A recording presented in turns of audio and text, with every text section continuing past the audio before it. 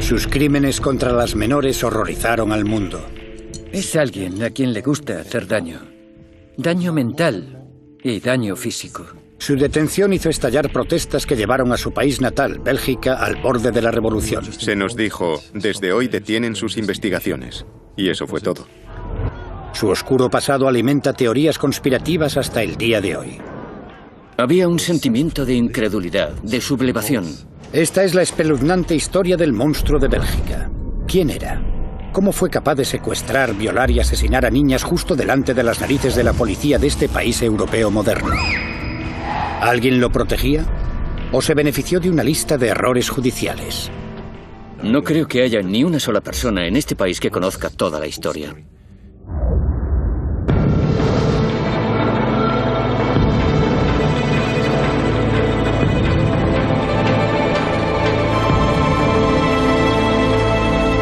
Asesinos en serie, el monstruo de Bélgica.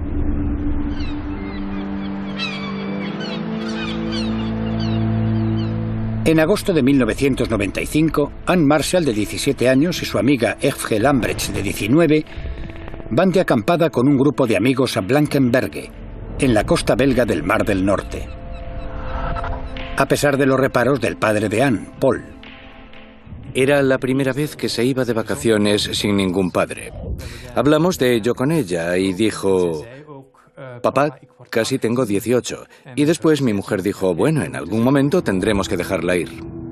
Durante las vacaciones, Anne y Evge asistieron a un espectáculo de hipnosis. Cuando estaban sobre el escenario fueron filmadas por un espectador. Más tarde, aquella misma noche, el padre de Anne recibe una llamada inquietante. Recibimos una llamada de uno de sus amigos y nos dijo que Anne y Evge no habían regresado del espectáculo al que habían asistido en Blankenberge la noche anterior. Estaba realmente aterrado. Algo iba mal. No tenía sentido. Cuando Paul se reúne con la policía al día siguiente, se preocupa por la aparente falta de interés de esta. Les pregunté: ¿entonces qué van a hacer? No se preocupe, las chicas volverán. Probablemente solo estén buscando algo de aventura. Seguro que aparecerán. Estaba aturdido. Siempre había creído que la policía estaba ahí para asegurarse de que todo iba bien, de que todo funciona con seguridad.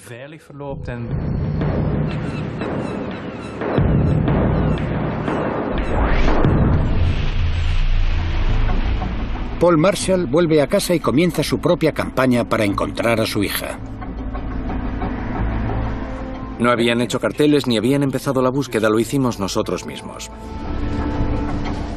No es el único padre buscando a una niña desaparecida ese verano en Bélgica. Solo 8 semanas antes de la desaparición de Anne y Evge, Melissa Russo y Julie Lejeune, ambas de 8 años de edad, desaparecieron de un parque cercano a sus casas en Gras-Sologne, a unos 150 kilómetros al sur de Blankenberge. La policía había hecho pocos progresos en su localización. El periodista Douglas de Koning ha escrito sobre el impacto de las niñas desaparecidas a lo largo de los 90.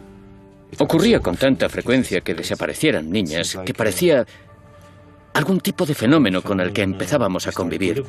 Todos los veranos desaparecía alguna niña. Niñas que desaparecían de un día para otro sin dejar ni rastro. Algunos políticos, como Vincent de Crolly, también empiezan a preocuparse. La desaparición de una niña era considerado por las autoridades penales como un problema ordinario y recibía el tratamiento de un robo ordinario. El protocolo dominante de la policía de Bélgica era simplemente esperar 48 horas, dando prioridad a la teoría de que simplemente se habían escapado. No obstante, las primeras horas son cruciales. Los estudios reflejan que el 91% de los niños secuestrados son asesinados en las primeras 24 horas. En Bélgica, normalmente, durante las primeras horas, la policía le dice a los padres: gracias, hemos tomado nota de la denuncia por desaparición, pero por favor, vuelvan dentro de unas horas o de unos días. Han pasado 6 meses y las niñas no han aparecido. Parece que la policía no tiene pistas ni indicios de si están vivas o muertas. Los padres desesperados continúan con sus campañas, pero lentamente la esperanza se va desvaneciendo. Solo a finales de febrero del año siguiente, solo en aquel momento, empecé a considerar que quizá estábamos buscando a niñas muertas. Con 4 niñas desaparecidas sin dejar rastro, ¿están otras niñas en peligro? Algunas están siendo acechadas. Pronto, más niñas desaparecerán.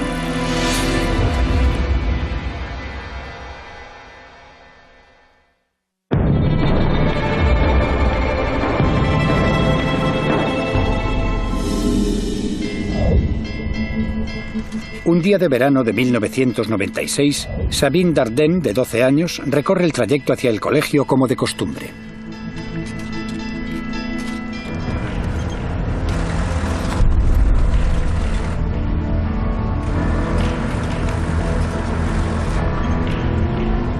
Esa. Ponte a su lado. Vamos, vamos, vamos.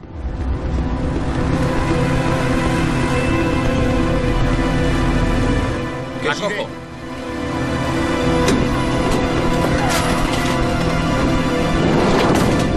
¡Quieta! ¡Písale, písale!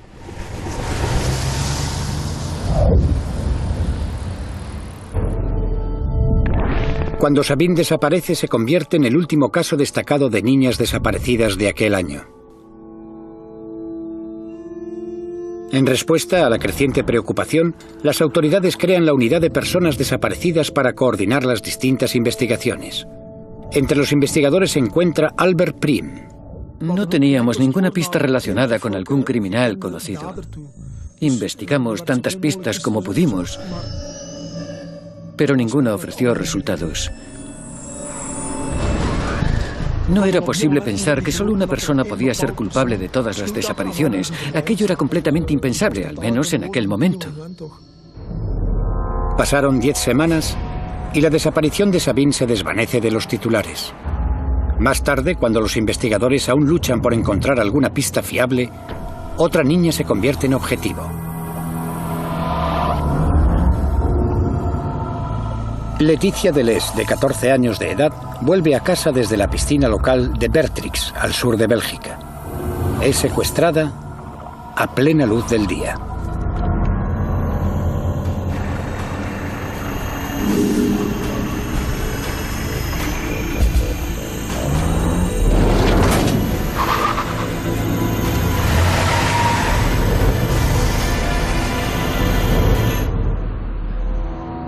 Con 6 niñas desaparecidas hay una gran presión popular para obtener resultados. Michel Desmoulins, un investigador de la pequeña ciudad de Dinant, es uno de los agentes adicionales encargados de la búsqueda de Leticia. El 9 de agosto de 1996, el día de la desaparición de Leticia, me llamaron, al igual que a otros investigadores, para participar en la búsqueda relacionada con esta desaparición, ya que las pesquisas habían dado hasta el momento un montón de datos que debían ser comprobados. Después de 2 o 3 días de búsqueda, aún no habíamos encontrado a Leticia, pero habíamos conseguido algunas declaraciones que nos parecían interesantes. Una era la declaración de un residente del lugar que había visto un vehículo sospechoso en el pueblo. Pudimos obtener parte de la matrícula de la furgoneta, de una furgoneta blanca. También obtuvimos una buena descripción de ella. Lo que nos permitió relacionarlo con alguien que encajaba bien en el tipo de perfil capaz de hacer estas cosas. La furgoneta estaba registrada a nombre de un hombre de 39 años y padre de 3 hijos, un electricista sin trabajo llamado Marc Dutroux. Desmoulins detuvo a Dutroux para interrogarlo, así como a su mujer, Michelle Martin, y a su socio, Michel Lelièvre. Empecé dirigiendo el interrogatorio del sospechoso. Siempre me acerco al sospechoso del mismo modo, es decir, intento congeniar con la personalidad a la que me enfrento. ¿Ha visto el telediario de hoy? No sé lo que pasa en Bélgica. No tengo televisión. ¿Conoce a alguna persona que se llame Leticia? No. ¿Alguna vez fue a Bertrix? No lo sé. Leticia lleva 6 días desaparecida. Estadísticamente, sus oportunidades de sobrevivir son escasas. Dado que Dutroux no colabora, Desmoulins y su equipo se centran en los otros 2 sospechosos bajo custodia. Michel Lelièvre, que ha estado dando tumbos por la vida y es heroinómano, ha estado ayudando a Marc Dutroux y se derrumba en el interrogatorio. Me dijo, la he visto. Iba en la misma dirección que la furgoneta. Cuando pusimos el coche a su lado, abrió la puerta y después la metió dentro. Ella gritó una vez. La mujer de Dutroux, Michelle Martin, también confiesa e intenta distanciarse de su marido. Me siento avergonzada por mi marido. Estoy atónita por los actos cometidos por mi marido. Conduje el vehículo hasta Marcinelle. Marc siempre estuvo detrás con la chica. La confesión de Michel Lelièvre implica que ahora el inspector Desmoulins sabe quién ha secuestrado a Leticia, pero desconoce si sigue con vida. Cuando estás buscando una víctima, esperas poder encontrarla con vida, por tanto intentas mantener una posición firme. Lo sabemos todos, señor Dutroux. Queremos que nos lleve a Marcinelle y nos muestre lo que le hicieron a Leticia. Pero no está preparado para lo que sucede después. ¿Sabes una cosa? Puedo darte 2 niñas. Detrás de mí había un cartel de la desaparición de Sabine. Por tanto, cuando me dijo, ¿y si hubiera otra con ella? Simplemente eché una mirada hacia atrás y dije, ¿quién? ¿Sabine? Y él contestó que sí. Tengo que reconocer que cuando recuerdo eso, todavía se me encoge el estómago. Armado con la importantísima información de la supuesta localización de las 2 chicas desaparecidas, los investigadores llevan rápidamente a Dutroux a una casa en Charleroi, donde él declara que estaban encerradas. La única esperanza de Desmoulins es que las niñas estuvieran aún con vida. Estaba bastante seguro de que me había dicho la verdad, pero al mismo tiempo pensaba que era casi imposible que las niñas pudieran encontrarse allí.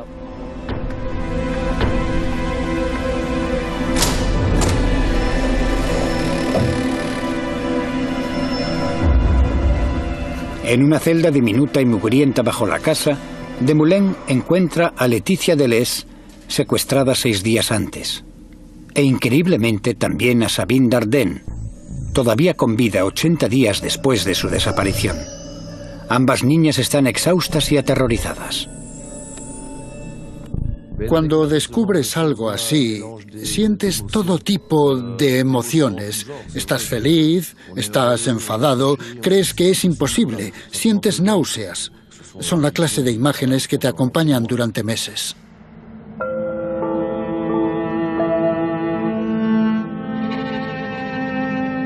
Ante la atenta mirada de los medios de todo el mundo, las 2 niñas ven la luz del día por primera vez desde su secuestro. Reconocí a Leticia enseguida. Pero en un primer momento no podía creer que fuera Sabine, y no fui el único.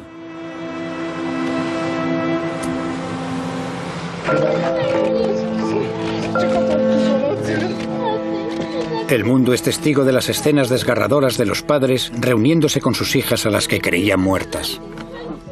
La niña no podía parar de llorar y Dutroux le había hecho creer que su familia ya no se preocupaba por ella, que la había olvidado completamente, que había dejado de existir para ellos.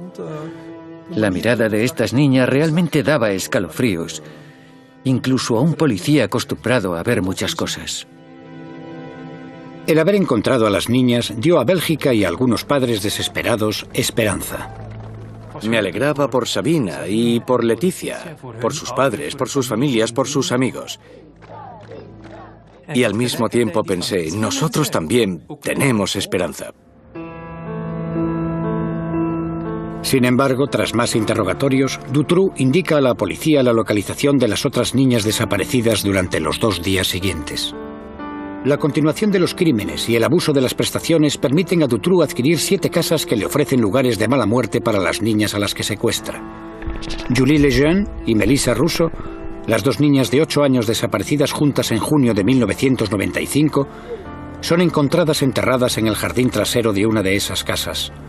Murieron de inanición mientras él estuvo encarcelado por robo de coches. Cuando se descubrieron los cadáveres de Julie y Melissa, un terrible sentimiento de horror sacudió a todo el país. Dutroux había encargado a su mujer, Michelle Martin, que alimentara a Julie y a Melissa, pero esta declaró estar demasiado asustada para acudir al calabozo donde las tenían cerradas. El psicólogo infantil, Jean-Yves Vallée, opina sobre el caso. Cree que la personalidad de la mujer de Dutroux puede haber desempeñado un papel en los terribles crímenes de su marido. Creo que Michelle Martin era una mujer masoquista pasiva y opino que le tenía mucho miedo. Para mí, ella también es responsable por no haberlo denunciado, por no haberlo entregado. Pudo haberlo hecho de forma anónima si tanto miedo tenía, pero no lo hizo. 17 días después de su primera confesión, Dutroux dirige a la policía a una propiedad en el pueblo de Jemelle, donde los investigadores encuentran los cadáveres de Anne Marshall y F.G. Lambrecht, que habían desaparecido durante sus vacaciones hacía más de un año. Las chicas habían sido drogadas y enterradas vivas. Para Paul Marshall, la búsqueda de su hija ha terminado. Por supuesto, fue muy doloroso cuando lo supimos.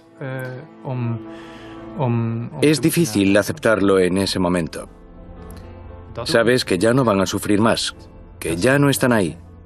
Y, aunque no te alivia, tienes que aprender a vivir con eso.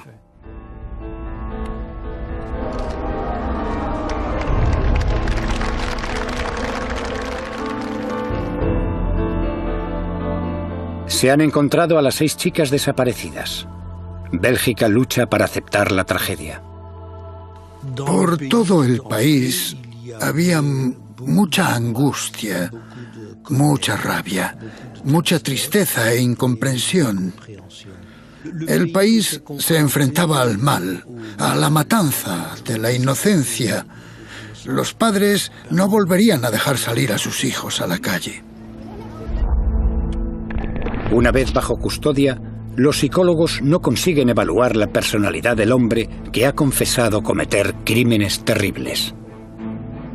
Mis colegas que lo evaluaron lo definieron como un psicópata pervertido, pero no esencialmente un pedófilo, ya que para él las niñas no eran un objeto exclusivo de deseo, eran un objeto, entre otros. Pronto se determinó que la naturaleza psicópata de Dutroux podría tener origen en una infancia turbulenta y sin amor, que lo llevó a cometer delitos menores y a vender su cuerpo a hombres mayores durante su adolescencia. Se crió en el entorno familiar típico de los psicópatas. Una madre muy dominante, un padre muy agresivo, una pareja muy egoísta. Como resultado tenemos a un joven Marc Dutroux muy egoísta. Pero para comprender completamente con quién estaban tratando, los investigadores hablan con Sabine Dardenne, quien había sobrevivido 11 semanas en las garras de Dutroux. Con su testimonio, empezaron a construir el perfil del hombre cuyos crímenes habían horrorizado al mundo.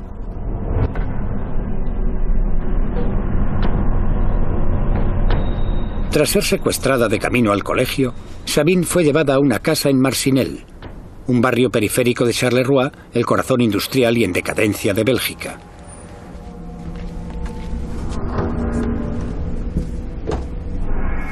Su captor drogó a Sabine. La llevó escaleras arriba al primer piso y la encadenó a la cama. Dutroux le contó una elaborada historia que explicaba por qué había sido raptada. Él le explicó que había sido raptada para pedir un rescate, pero sus padres se habían negado a pagar el rescate y las personas que le habían encargado secuestrarla le habían dado la orden de ejecutarla. Pero, dado que él era muy bueno, había decidido protegerla.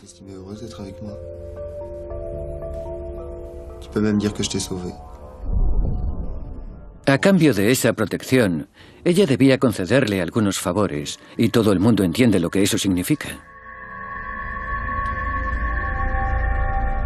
Encerrada y sola, Sabine Dardenne fue violada repetidas veces por su captor, o en palabras de este, por su salvador. Es alguien a quien le gusta hacer daño. Es alguien a quien le gusta practicar todo tipo de manipulación mental, causar daño mental y daño físico.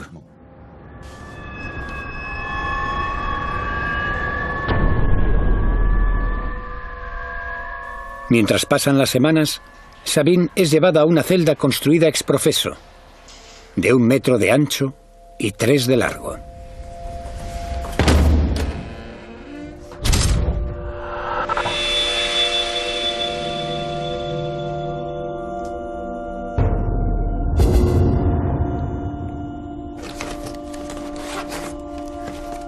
Ella guardó un diario y cada día escribía en él una nota.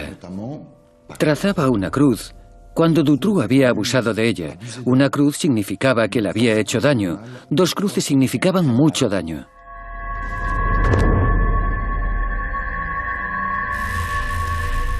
El captor de Sabine le permitía escribir cartas y le prometía que se las enviaría a sus padres. Prometo ser menos egoísta y hacer mis tareas, ayudar más, tener mejor carácter. Estoy segura de que veréis que he cambiado.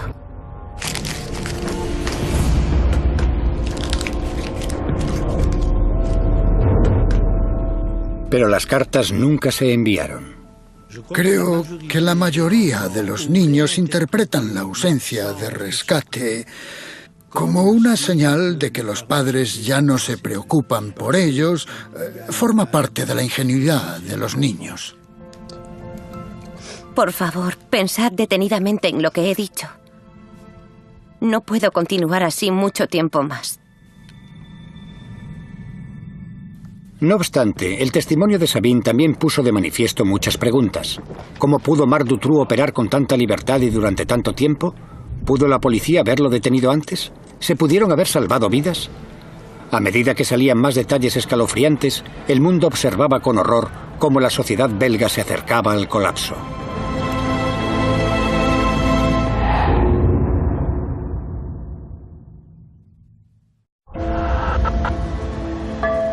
En agosto de 1996, Sabine Dardenne, de 12 años de edad, y Laetitia Deleuze, de 14 años, fueron rescatadas del sótano situado bajo una casa en ruinas al sur de Bélgica.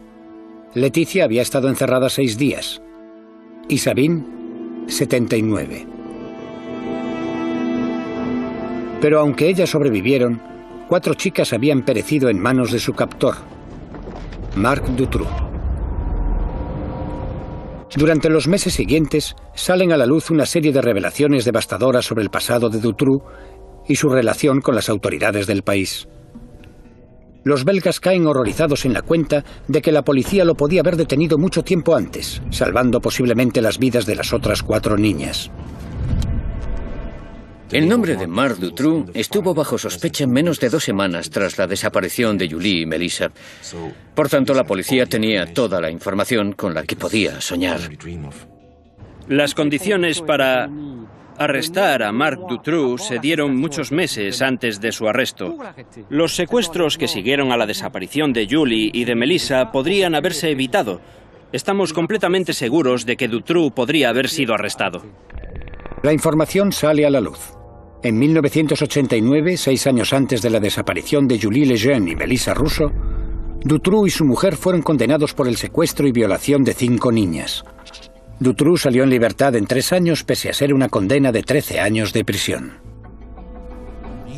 Era completamente previsible que este hombre sufriría una recaída. Era una bomba de relojería, una poderosa bomba de relojería. Desde su puesta en libertad en 1992, estuvo enviando señales luminosas. Un informador de la policía declaró que Dutroux le había pedido ayuda para secuestrar a una niña. Incluso la propia madre de Dutroux dio el chivatazo a la policía de que era posible que su hijo escondiera a niñas en su casa.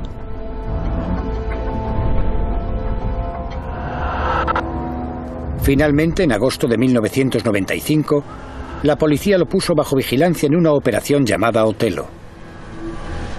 Se escondió una cámara en un vagón de tren enfrente de su casa de Marcinelle.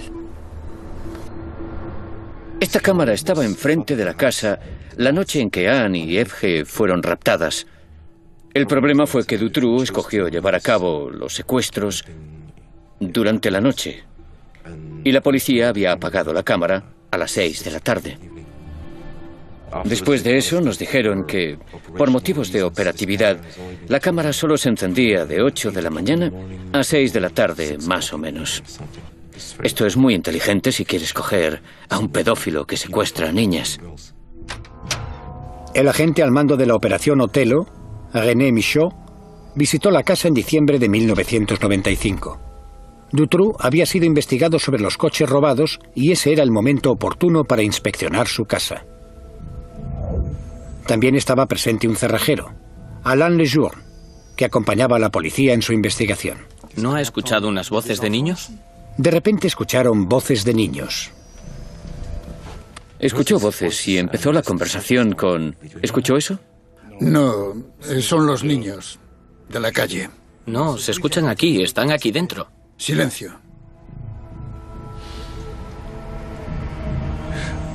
¿Quién es el policía aquí? Venga, vamos. El cerrajero dijo, escuché voces y está claro que proceden de ahí, a 2 metros de donde estamos. Las voces eran de Melissa Russo y de Julie Lejeune. 3 meses más tarde, estaban muertas. No olvidemos que la desaparición de Melissa y Julie era la noticia principal de Bélgica. Era la prioridad de la policía. O al menos eso nos dijeron. Michaud encontró videocasetes durante su registro. No vieron las cintas. Más tarde la explicación fue que no tenían un aparato de vídeo. En una de esas cintas podemos ver a Marc Dutroux construyendo la jaula. La explicación de dónde estaba y de cómo la había construido estaba en el vídeo. Solo tenían que ver la cinta, pero no tenían un vídeo. Una vez más es la versión oficial. Lo siento, no me lo trago. René Michaud siempre declaró que la puerta del calabozo estaba tan bien escondida que le fue imposible darse cuenta de su verdadera importancia. Una declaración respaldada por otros investigadores que habían estado en la casa. El espacio en el que las niñas habían sido confinadas era difícil de encontrar porque había colocado estanterías delante de la puerta. Estaban llenas de caja, de basura, todo amontonado. Por tanto, nadie podría haber sospechado que detrás de la pared se había construido una celda para esconder a las niñas en ella. No puedo concebir a un investigador que no pusiera todo de su parte en la búsqueda de una niña. Michaud, quien murió en enero de 2009, mantenía que su fracaso a la hora de encontrar a las niñas le atormentaba. Otros son escépticos. Para aceptar la palabra incompetencia, lo siento, hay un límite en lo que se puede considerar incompetencia. Toda Bélgica estaba buscando a las niñas y René Michaud conocía el pasado de Dutroux como violador de niñas. Sabían que estaba construyendo escondites sospechosos en algunas de sus casas y con todas esas sospechas, por alguna razón incomprensible, no arrestaron a Marc Dutroux. Los belgas empiezan a preguntarse si Marc Dutroux está siendo protegido por alguien importante del Estado.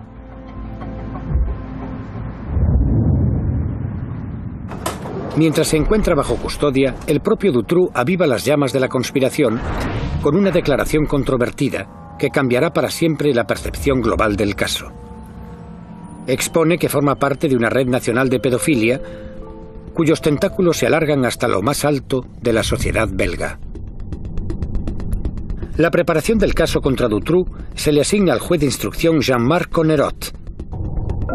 Este está decidido a encontrar la verdad. Connerot arresta a los socios de Dutroux. Uno de ellos es Michel Nihoul, un bien relacionado hombre de negocios bruselés y dueño de un pub. Forma parte de las orgías de Bruselas de principios de los 80. Es la clase de tipo que cuenta historias sobre cintas que le permitieron extorsionar a un ministro que estaba involucrado en algún tipo de crimen. En una primera apelación pública aparecen 11 víctimas anteriores de Dutroux. Se les conoce como las testigos X, y a cada una se le da un nombre en clave. Regina Louf es X1. Lo vi en la televisión y a toda esa gente gritándole. Fue una experiencia muy extraña para mí.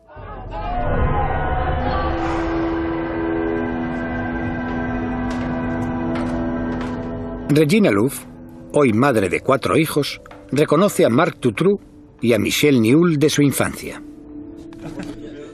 Mi madre tenía un novio y este me alquiló a otro hombre en una especie de red de prostitución y allí conocí a Nihoul. Estas fiestas eran organizadas por otros pedófilos y allí cogían a una, 2, varias niñas y... ellos tenían relaciones sexuales con ellas, por supuesto, o les sacaban fotos o vídeos, o hacían películas, de todo.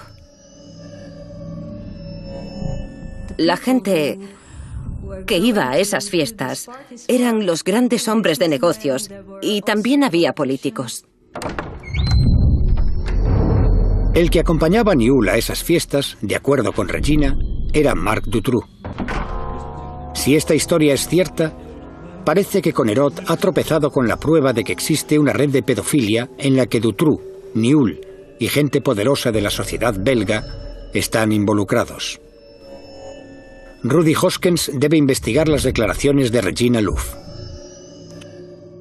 Habló de mucha gente, gente importante de Bélgica. Podía ser gente de la política, grandes empresarios, gente de ese tipo, también policías. Es difícil decir cuál fue la primera impresión. Era una mujer joven, con algunos problemas mentales, a decir verdad. Son escépticos. Creo que es lógico. Pero lo único que les pedí fue que hicieran su trabajo y buscaran pistas. Después, Regina Louf proporcionó multitud de detalles sobre el asesinato sin resolver de Christina Van Ges, de 15 años, cuyo cadáver fue encontrado en una granja abandonada a las afueras de Bruselas en 1994. Encontramos pruebas en el expediente del asesinato sobre la autopsia que corroboraban su historia. La forma en que la ataron, con las manos en la espalda y todas las cosas que le hicieron a la víctima. Y había algunos aspectos de los que ella habló que no habían estado a disposición pública sobre el asesinato y que ella nos dijo. La información que dio Regina Louf sobre el asesinato de Van Ges persuadió a Hoskens de que quizá había algo de verdad en el resto de la declaración. Si existe solo el 10 o el 20%, para mí está claro que merece la pena investigarlo. Pero las implicaciones de este testimonio también están claras. Una red de pedofilia de clientes ricos y criminales protegidos por las autoridades. Si ella tiene razón sobre el crimen, el móvil y el modo en el que se cometió, existe un gran peligro. Ella debía estar en lo cierto acerca del sospechoso. Creo que la gente de cierto nivel tenía miedo de eso.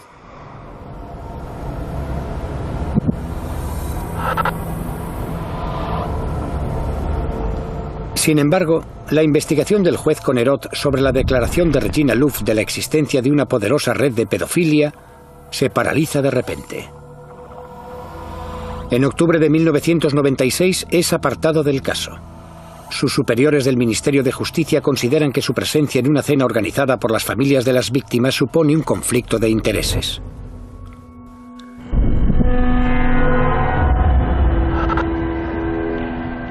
Rudy Hoskens y el equipo que trabaja con las testigos X son convocados por el Departamento de Justicia.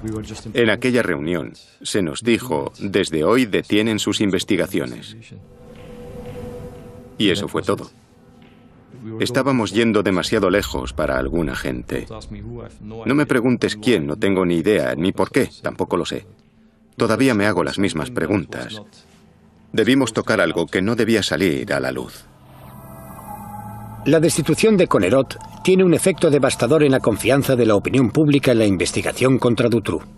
Llevo 15 años cubriendo las investigaciones criminales de este país. Puedo dar cientos de nombres de jueces que han cenado con las víctimas, con los abogados de los principales sospechosos. Eso sucede todo el tiempo. Siempre creí en Conerot. En mi opinión, aquello apestaba y todavía apesta. Cientos de miles de belgas están de acuerdo. El 20 de octubre de 1996, el escándalo nacional termina en una gigantesca marcha organizada por las familias de las víctimas de Dutroux. Había un sentimiento de incredulidad, de sublevación. El sentimiento de que aquello no podía continuar así. 300.000 personas se manifestaron en Bruselas. Los trabajadores de todo el país se pusieron en huelga y los bomberos dirigieron sus mangueras a los edificios del gobierno para limpiar simbólicamente la corrupción oficial. Bélgica estaba al borde de la revolución.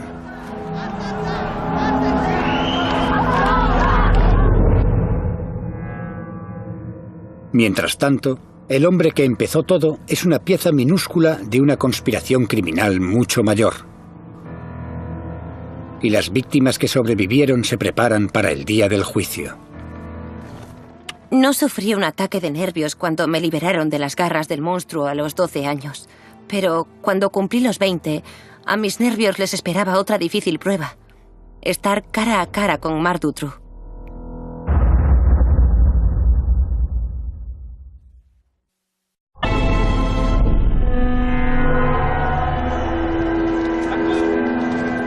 En 2004, Sabine Dardenne y Laetitia Deleuze asisten al juicio del hombre que las mantuvo encerradas en una celda. En el banquillo con Marc Dutroux están su exmujer, Michel Martin, y sus presuntos cómplices, Michel Nihoul y Michel Lelièvre. Se tardó 8 años en llevar a Dutroux a juicio. Oficialmente, porque las autoridades habían pasado años investigando cientos de pistas sobre la red de pedofilia que la policía está convencida de que no existe. Uno piensa que el juicio tendrá lugar en el 98 o 99. Algunos soñadores hablan del 2000. No. En 2004, debido a los callejones y pistas sin salida a los que llegó la investigación. Sabine Dardenne estuvo encerrada 79 días en la celda de Dutroux en 1996. Finalmente, 8 años después, tiene la oportunidad de enfrentarse a él. Dutroux es un pervertido. Dutroux es un depredador. Dutroux es un monstruo. Ella quería enfrentarse a él. Quería preguntarle, ¿por qué diablos no me mataste? Pregunta a la que Dutroux no tuvo el valor de darle una respuesta. Pero esa no es la única pregunta sin respuesta del juicio. Los belgas están divididos en si Dutroux es un depredador solitario o si forma parte de una red de pedofilia dirigida por su codemandado, Michel Nihoul. Creo que Dutroux no fue el único que asesinó a mi niña. Creo que la policía y el sistema jurídico comparten la culpa. Sin embargo, muchas voces que podrían arrojar luz al caso no están en el juicio, lo que alimenta las sospechas de que se está encubriendo algo. Hay mucha gente que podría haber desvelado la verdad, que murió justo después del arresto. Joseph Stepper es un informador de la policía que asegura tener información relevante sobre Dutroux. Muere 2 días antes de reunirse con su contacto. Su familia cree que fue envenenado. Jean-Paul Taminiaux es una figura relevante de los barrios bajos de Charleroi y desapareció justo cuando supuestamente iba a hablar con la policía. Se recuperaron partes de su cuerpo del canal el día que Dutroux fue arrestado. François Reiskens le dijo a un amigo que había visto a Melissa Russo viva en Holanda. Antes de que se lo pudiera contar a la policía, fue asesinado en una línea de ferrocarril. En total, 20 personas relacionadas con el caso mueren en circunstancias sospechosas. Tampoco aparece Regina Louf, cuyas declaraciones a la policía en 1996 parecían probar la existencia de una red de pedofilia con ricos clientes involucrados y dirigida por Michel Nihoul. No obstante, la investigación policial de las declaraciones de Regina fue abandonada en 1997. Todavía nos planteamos la misma pregunta. ¿Por qué? Hacíamos nuestro trabajo, éramos objetivos. ¿Por qué diablos nos detuvieron? Ella fue interrogada por un segundo equipo de investigadores y su testimonio fue desestimado. Me dijeron a la cara que ya no me creían, que estaba mal de la cabeza y que solo quería atención. En 2004, la personalidad y el testimonio de Regina Louf son tremendamente cuestionados. Se cuestionan sus motivos y su estado mental y la prensa la califica de mentirosa patológica. Las fantasías son mejores que la realidad. En el caso de Dutroux, que yo sepa, las testigos X no aportan nada en absoluto, absolutamente nada. No es tan difícil hacer parecer a una víctima alguien desequilibrado. Simplemente señalas a la víctima o a la testigo y dices que miente, que es una maníaca o algo así. En contraste, Laetitia Deleuze y Sabine Dardenne mantienen que Marc Dutroux fue el único que abusó de ellas. La única persona viva que ha permanecido bajo las garras de Dutroux durante 80 días es Sabine Dardenne. Y Sabine Dardenne declara que solo vio a Marc Dutroux. Entonces, ¿dónde está la red? Alguien que actúa en nombre de una red enorme y poderosa para vender a niñas no llevaría a cabo los secuestros en una furgoneta destartalada registrada a su nombre. Y después mantendría el producto en su sótano sin lanzarlo al mercado durante 80 días. No tiene sentido. Dutroux nunca ha ofrecido ningún detalle sobre la red para la que declaraba trabajar. Podría ser útil que dijera trabajo para una organización de la que pudiera dar por lo menos un número de teléfono, su contacto en esa organización. No lo hizo. El 17 de junio de 2004, Marc Dutroux es declarado culpable del secuestro y violación de 6 niñas y del asesinato de 4 de ellas. Se le condena a pasar el resto de su vida entre rejas. Su cómplice y conductor, Michel Lelièvre, es declarado culpable de secuestro y se le condena a 25 años de cárcel.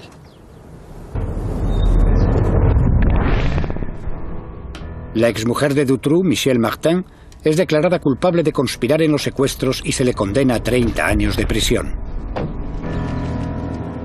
El empresario Michel Nihoul es condenado por delitos de tráfico de estupefacientes, pero es absuelto como cómplice de Dutroux. Por tanto, oficialmente no existe una red de pedofilia, ni clientes poderosos, ni un encubrimiento por parte de las autoridades. La investigación prueba que Marc Dutroux actuó solo. No hemos encontrado ni un solo elemento, ni durante la investigación, ni más adelante, que indique la existencia de una red en el pasado, en el presente, en este país. Pero no todo el mundo está satisfecho.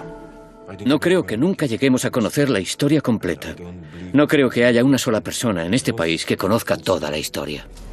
Las preguntas de si Marc Dutroux actuó solo o si formaba parte de una red criminal mayor nunca han sido resueltas. Es obvio que podría haber sido arrestado mucho antes. Está claro que Julie y Melissa podrían haber sido salvadas, al igual que las víctimas posteriores. La pregunta siempre será si se trató simplemente de mala suerte o si hubo otras circunstancias. Un informe parlamentario belga acusa a la policía de ineptos e ineficaces. Pero incluso semejantes hallazgos condenatorios proporcionan poca claridad al caso que llevó al país al borde del desastre. Antes decía que quería saber la verdad. Ahora digo que quiero llegar lo más cerca posible de la verdad porque no se nos permite conocerla.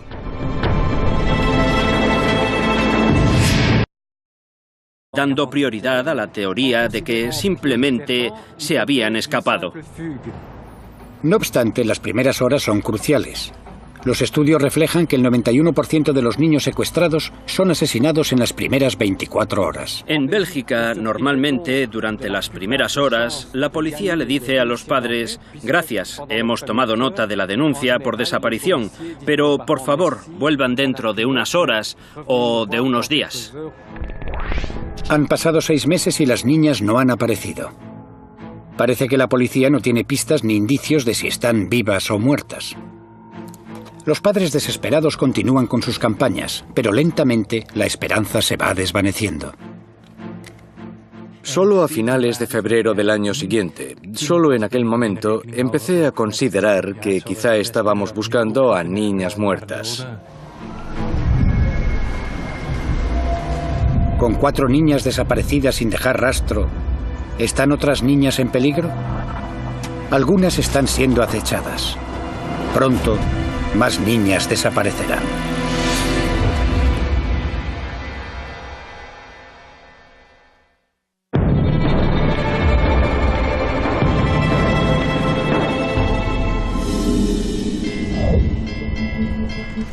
Sus crímenes contra las menores horrorizaron al mundo. Es alguien a quien le gusta hacer daño. Daño mental y daño físico. Su detención hizo estallar protestas que llevaron a su país natal, Bélgica, al borde de la revolución. Se nos dijo, desde hoy detienen sus investigaciones. Y eso fue todo. Su oscuro pasado alimenta teorías conspirativas hasta el día de hoy. Había un sentimiento de incredulidad, de sublevación. Esta es la espeluznante historia del monstruo de Bélgica. ¿Quién era? ¿Cómo fue capaz de secuestrar, violar y asesinar a niñas justo delante de las narices de la policía de este país europeo moderno? ¿Alguien lo protegía? ¿O se benefició de una lista de errores judiciales? No creo que haya ni una sola persona en este país que conozca toda la historia.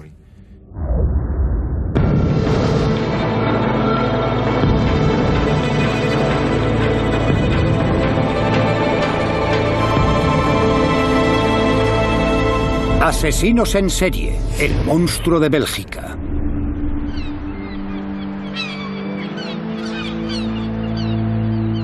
En agosto de 1995, Anne Marshall, de 17 años, y su amiga Efge Lambrecht, de 19, van de acampada con un grupo de amigos a Blankenberge, en la costa belga del Mar del Norte.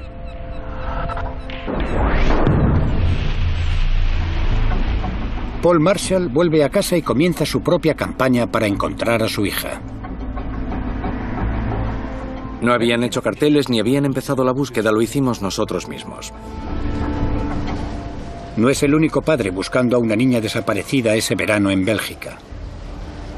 Solo 8 semanas antes de la desaparición de Anne y Efge, Melissa Russo y Julie Lejeune, ambas de 8 años de edad, desaparecieron de un parque cercano a sus casas en Gras-Sologne, a unos 150 kilómetros al sur de Blankenberge. La policía había hecho pocos progresos en su localización. El periodista Douglas de Koning ha escrito sobre el impacto de las niñas desaparecidas a lo largo de los 90. Ocurría con tanta frecuencia que desaparecieran niñas que parecía algún tipo de fenómeno con el que empezábamos a convivir. Todos los veranos desaparecía alguna niña. Niñas que desaparecían de un día para otro sin dejar ni rastro.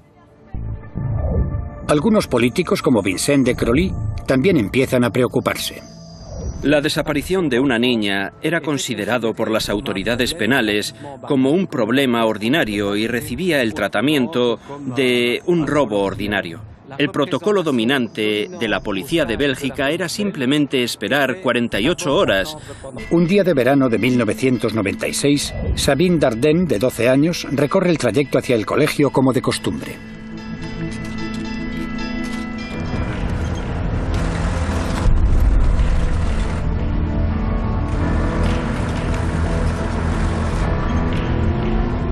Esa. Ponte a su lado. Vamos, vamos, vamos.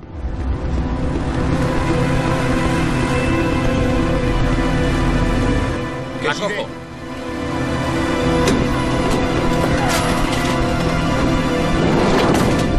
¡Quieta! ¡Písale, písale!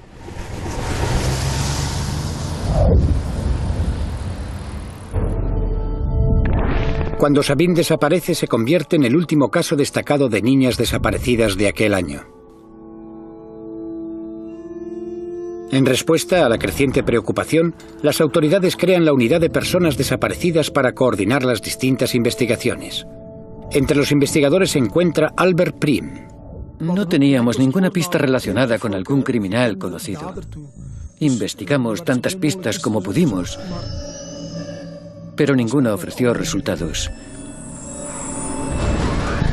No era posible pensar que solo una persona podía ser culpable de todas las desapariciones. Aquello era completamente impensable, al menos en aquel... A pesar de los reparos del padre de Anne, Paul. Era la primera vez que se iba de vacaciones sin ningún padre. Hablamos de ello con ella y dijo: papá, casi tengo 18. Y después mi mujer dijo: bueno, en algún momento tendremos que dejarla ir. Durante las vacaciones, Anne y F.G. asistieron a un espectáculo de hipnosis. Cuando estaban sobre el escenario fueron filmadas por un espectador. Más tarde, aquella misma noche, el padre de Anne recibe una llamada inquietante. Recibimos una llamada de uno de sus amigos y nos dijo que Anne y F.G. no habían regresado del espectáculo al que habían asistido en Blankenberge la noche anterior. Estaba realmente aterrado. Algo iba mal. No tenía sentido. Cuando Paul se reúne con la policía al día siguiente, se preocupa por la aparente falta de interés de esta. Les pregunté: entonces, ¿qué van a hacer? No se preocupe, las chicas volverán. Probablemente solo estén buscando algo de aventura. Seguro que aparecerán. Estaba aturdido. Siempre había creído que la policía estaba ahí para asegurarse de que todo iba bien, de que todo funciona con seguridad.